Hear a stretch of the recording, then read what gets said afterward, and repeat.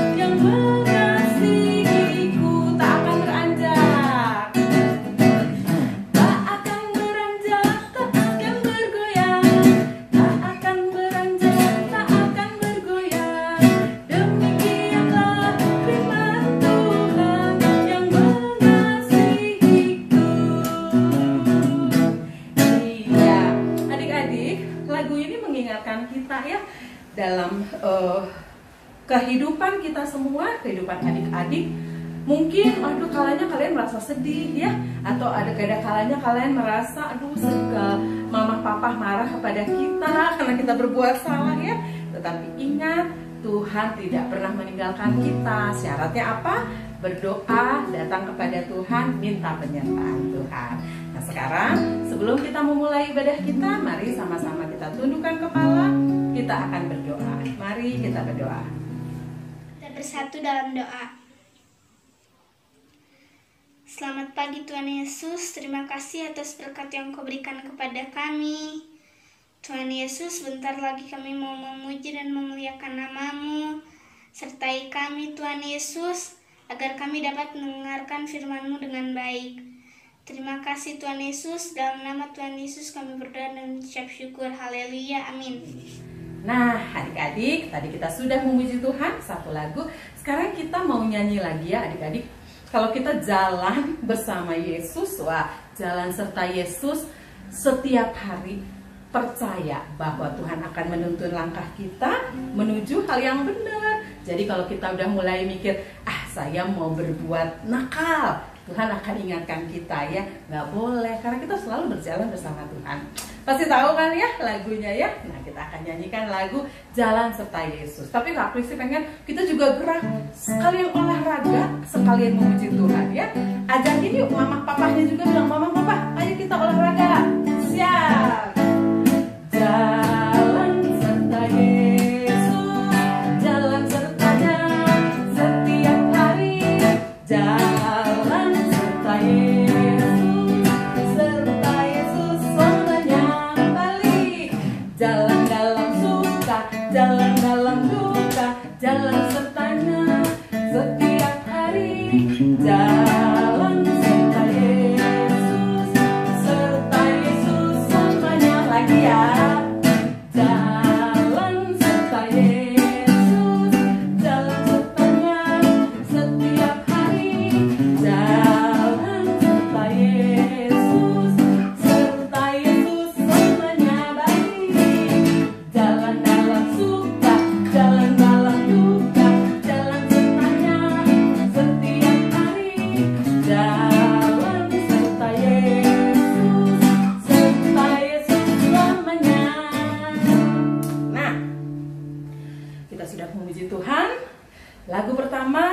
mengingatkan kita bahwa kita harus selalu beserta Tuhan walaupun dalam keadaan apapun. Bahkan sampai gunung beranjak pun kita tetap di dalam pemeliharaan Tuhan. Apalagi kalau kita terus bersama Yesus berjalan, kita rajin berdoa, rajin mendengarkan firman Tuhan, maka serta Yesus selamanya itu akan melindungi kita, melingkupi kita dengan hal-hal yang baik. Ya, mari adik-adik, sebelum kita mendengarkan firman Tuhan, kita sama-sama akan berdoa yang akan dipimpin oleh teman kita. Mari kita berdoa. Dan selanjutnya hari ini saya akan memimpin doa firman Tuhan. Marilah kita bersatu dalam doa. Tuhan, terima kasih karena sudah memimpin kami selama kami ibadah online. Tuhan, sekarang kami ingin mendengarkan sabda-Mu.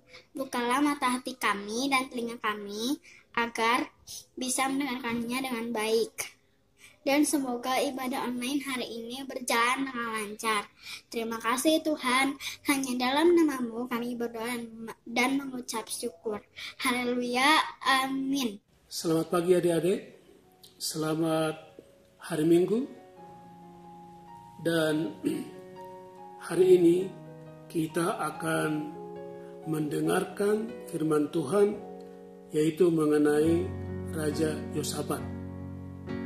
Kita akan membaca dari Alkitab, dari 2 Tawarikh 17 ayat 1 sampai dengan 13.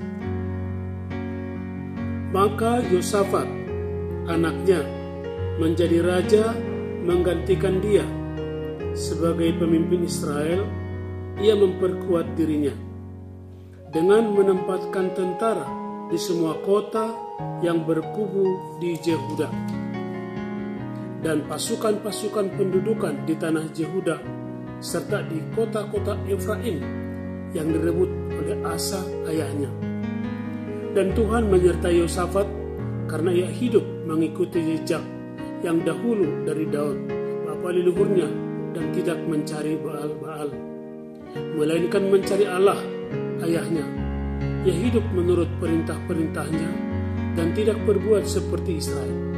Oleh sebab itu, Tuhan mengokohkan kerajaan yang ada di bawah kekuasaannya. Seluruh Yehuda memberikan persembahan kepada Yosafat, sehingga ia menjadi kaya dan sangat terhormat. Dengan tebal hati ia hidup menurut jalan yang ditunjukkan Tuhan. Pula ia menjauhkan dari Yehuda segala bukit pengorbanan dan tiang berhala.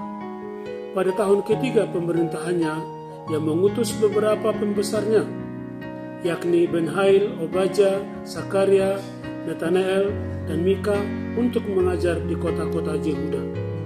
Bersama-sama mereka turut juga beberapa orang Lewi, yakni Semaya, Netanya, Sebaja, Asael, Semiramot, Jonathan, Adonia, Tobia, dan Tob Adonia, disertai imam-imam Eli, Sama, dan Joram. Mereka memberikan pelajaran di Yehuda dengan membawa kitab Taurat Tuhan. Mereka mengelilingi semua kota di Yehuda sambil mengajar rakyat.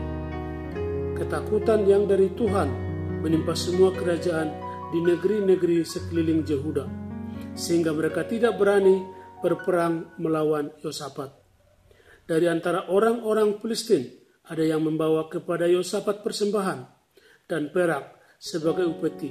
Juga orang-orang Arab membawa kepadanya kambing domba jantan 7.700 ekor dan kambing jantan 7.700 ekor. Yosafat makin lama makin kuat, menjadi luar biasa kuat. Di Yehuda ia membangun benteng-benteng dan kota-kota perbekalan. Banyak perbekalannya di kota-kota Yehuda. Orang-orang perangnya ada di Yerusalem. Semuanya pahlawan yang gagah perkasa.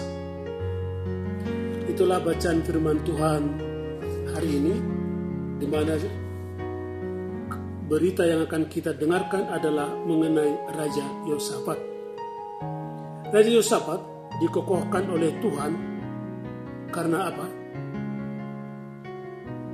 Jadi kita dengar, karena dia mungkin adalah seorang raja yang mengikuti jejak ayahnya, itu seorang ahli militer. Adik-adik tahu apa tugas seorang raja? Tentunya seorang raja tugasnya adalah bagaimana mengamankan wilayah kerajaannya tidak diserang oleh musuh, sehingga rakyatnya pun merasa aman dan hidup dengan tenang tanpa gangguan. Nah, itulah yang dilakukan oleh Raja Yosafat. Dia adalah seorang ahli militer dengan mengirim orang-orang tentaranya ke seluruh daerah di perbatasan di mana ada tempat, sehingga daerahnya itu sangatlah kuat pertahanannya. Dan apakah karena itu Raja Yosafat dikokohkan oleh Tuhan? Oh, ternyata bukan. Raja Yosafat dikokohkan Tuhan kerajaannya karena apa? Dia mengikuti jejak leluhurnya, yaitu siapa? Raja Daud. Yaitu bahwa dia takut akan Tuhan dalam kehidupannya. Dia selalu bersandar kepada Tuhan. Dari mana kita tahu bahwa dia bersandar kepada Tuhan? Yaitu selain dia menjadi ahli militer, tetapi dia juga adalah seorang pemimpin yang mengajari rakyatnya tentang Taurat Tuhan.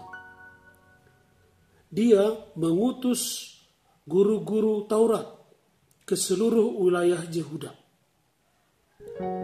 mengutus untuk mengajar rakyatnya agar mereka mengerti tentang Taurat Tuhan.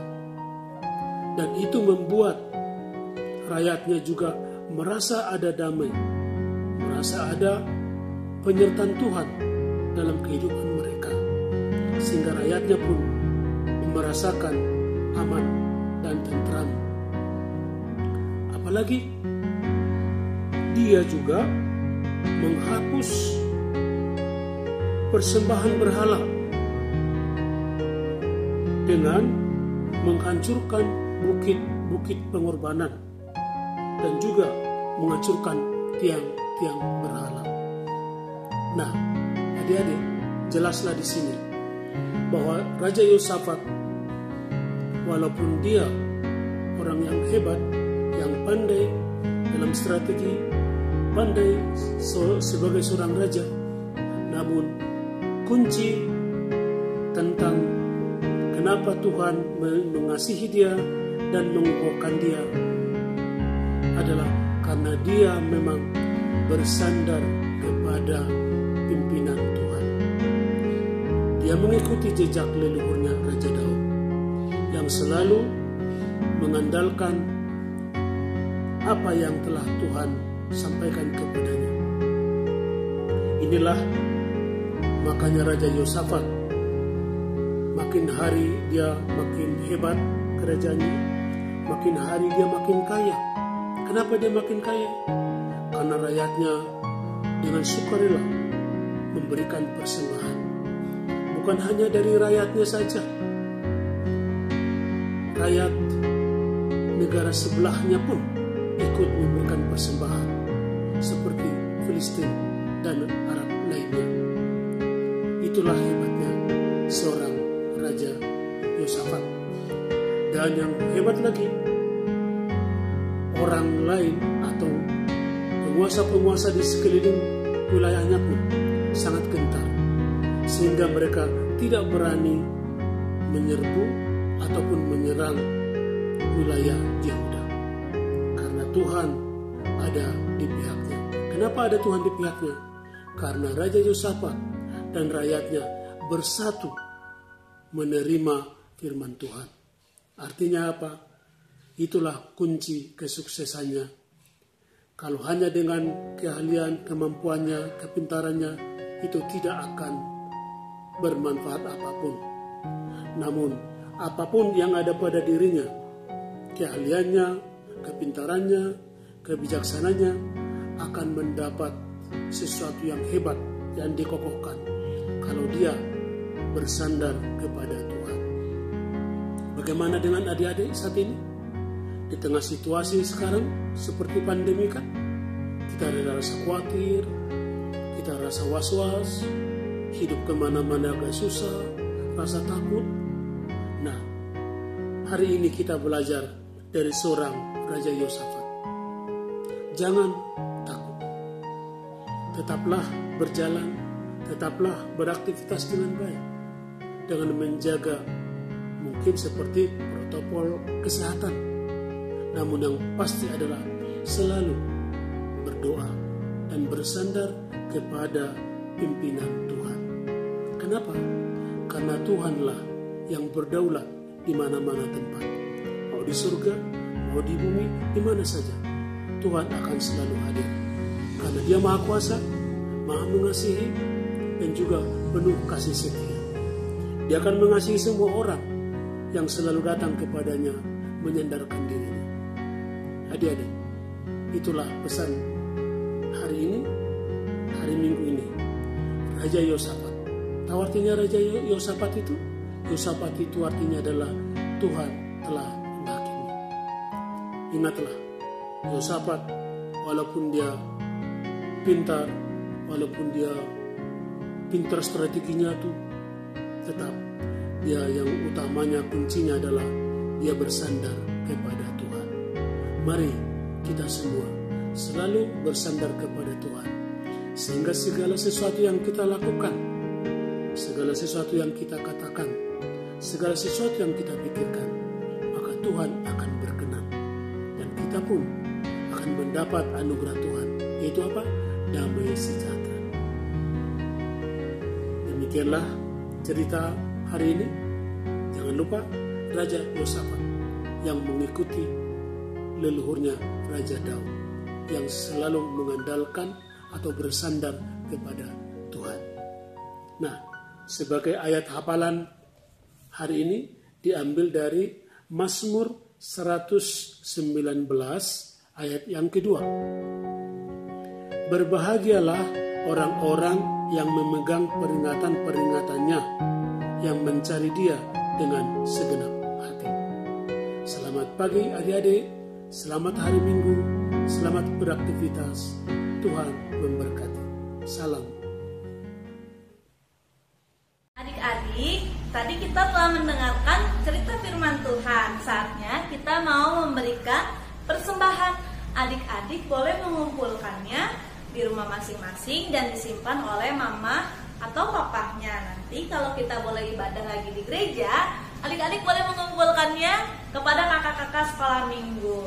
Nah, kita mau nyanyi Beri Syukur, Beri Syukur.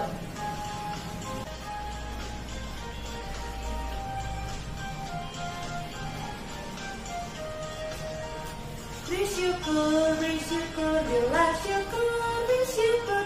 Susah ataupun senang, beri syukur.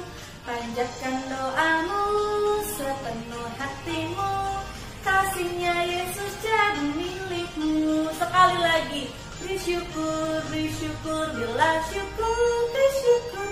Susah ataupun senang, beri syukur. Panjatkan doamu sepenuh hatimu, kasihnya Yesus jadi milikmu.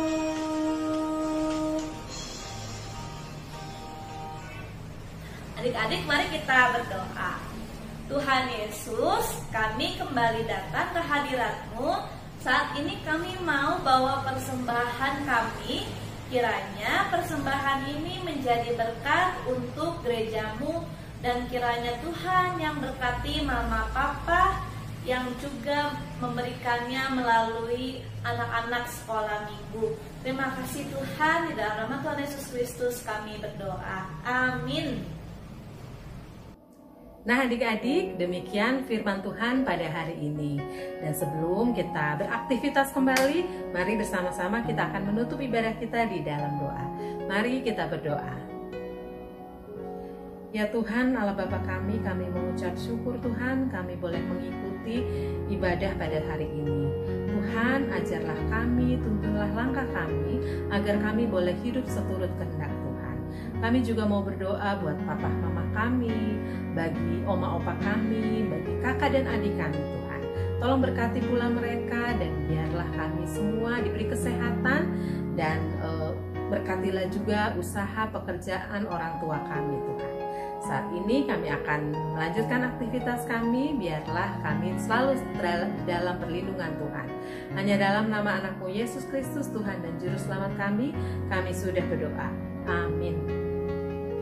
Nah adik-adik, kita sudah mendengarkan firman Tuhan, kita sudah memuji Tuhan, ibadah kita sudah selesai. Tetapi jangan lupa bahwa setiap hari kita memuji Tuhan bukan hanya hari Minggu, tetapi setiap hari ya. Dan adik-adik selalu ingat dan dengar-dengaran kepada orang tua, dengar-dengaran kepada guru, mengasihi adik dan teman kita semua ya.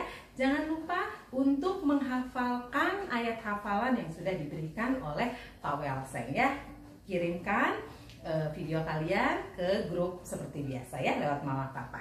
Mari adik-adik, kita berjumpa lagi minggu depan dalam ibadah online selanjutnya. Dadah.